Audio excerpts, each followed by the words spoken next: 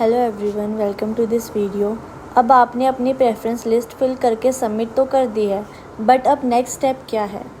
अब आएगा CSAS का राउंड 1। इस राउंड में आपको एक कॉलेज अलॉट होगा बेस्ड ऑन आपकी प्रेफरेंस लिस्ट, आपके मार्क्स और अगर आपने कोई कैटेगरी अप्लाई की है तो उसके बेसिस पर। फॉर एग्ज़ाम्पल, अगर आपने टोटल 40 प्रेफरेंसेस भरे हैं और मान लो आपको 11th नंबर वाली प्रेफरेंस अलॉट होती है, तो सिस्टम आपको 1 से 11 तक की प्रेफरेंस दिखाएगा और जहां आपको एडमिशन मिला है उस कॉलेज के आगे लिखा होगा allotted with the cut off. अगर आपने कोई कैटेगरी सर्टिफिकेट अप्लाई किया है तो आपको जनरल की कट ऑफ भी शो होगी और आपने जो कैटेगरी का सर्टिफिकेट अप्लाई किया है आपको उसकी भी कट ऑफ शो होगी। बाकी जो 12 से 40 तक की प्रेफरेंसेस होंगी वो ऑटोमेटिकली डिलीट हो जाएंगी। कॉलेज अलॉट होने के बाद आपके पास आते हैं 3 options: upgrade, freeze, withdraw. Upgrade, अगर आपको लगता है कि आपकी 1st to 10th प्रेफरेंस में कोई और बेटर कॉलेज मिल सकता है आपको, तो आप अपग्रेड चूज़ कर सकते हो। लेकिन अपग्रेड तभी मिलेगा जब आपके मार्क्स और एलिजिबिलिटी उस हायर प्रेफरेंस कॉलेज की कट ऑफ से मैच करते हैं।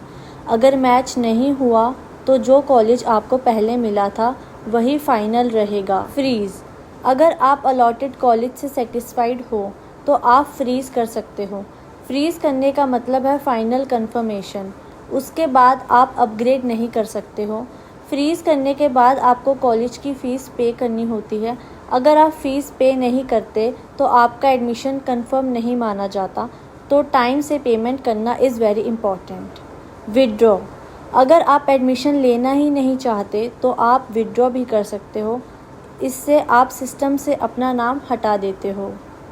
ऑल्सो सिस्टम के साथ ही आने वाले सभी राउंड से आपका नाम हट जाता है। फ्रीज़ के बाद कॉलेज आपके डॉक्यूमेंट्स वेरीफाई करता है और अगर आपके किसी डॉक्यूमेंट जैसे marksheet, category certificate, name etcetera में कोई दिक्कत आती है तो आपके लिए क्वेरी रेज होती है।